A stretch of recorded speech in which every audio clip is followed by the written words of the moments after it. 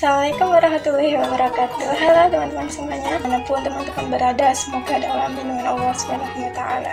Selamat datang di podcast saya, bersama saya Sinta Nurhaliza.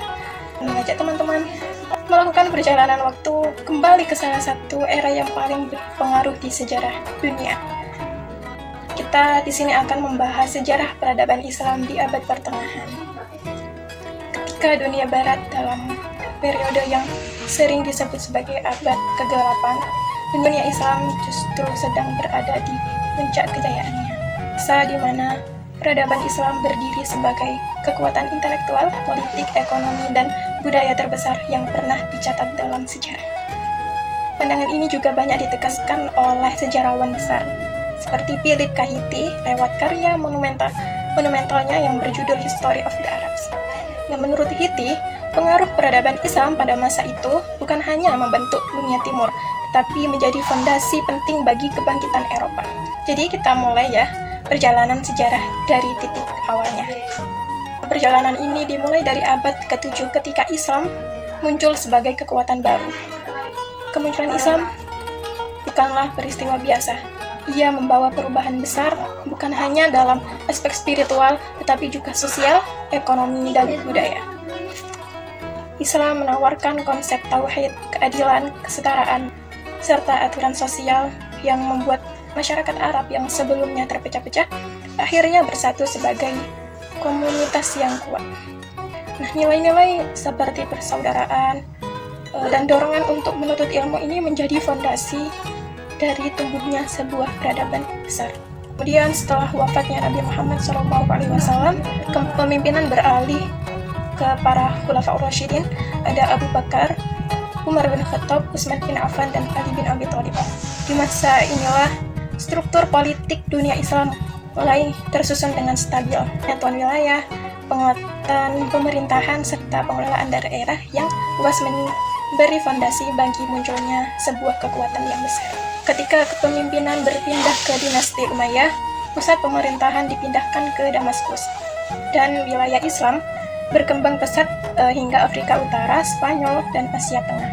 Philip Kahiti bahkan menyebutkan ekspansi ini sebagai salah satu yang tercatat dalam sejarah manusia.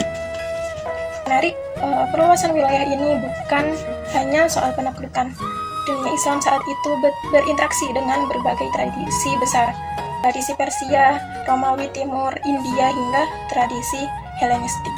Dan alih-alih sekedar menyerap, peradaban Islam justru mengolah, menerjemahkan, dan mengembangkan ilmu-ilmu tersebut.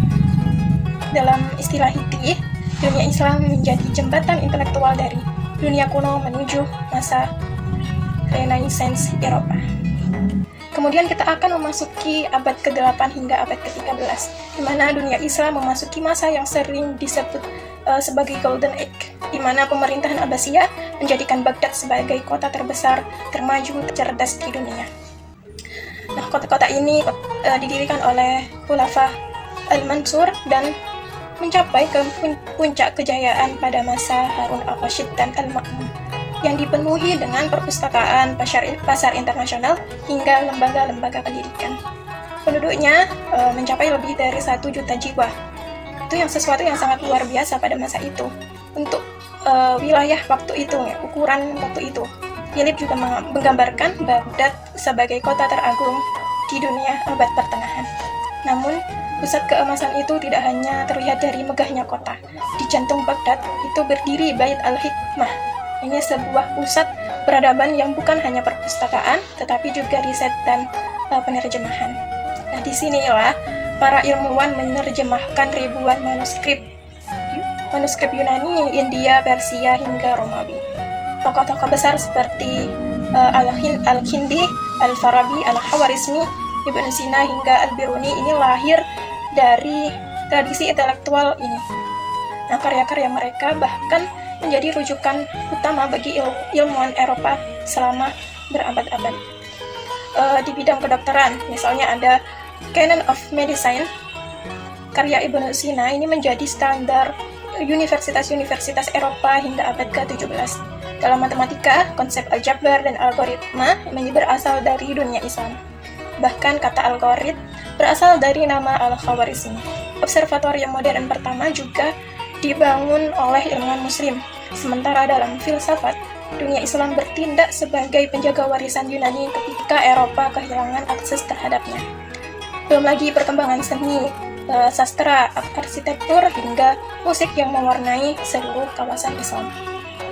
Secara ekonomi, jaringan perdagangan dunia Islam membentang dari Cina hingga Afrika Barat.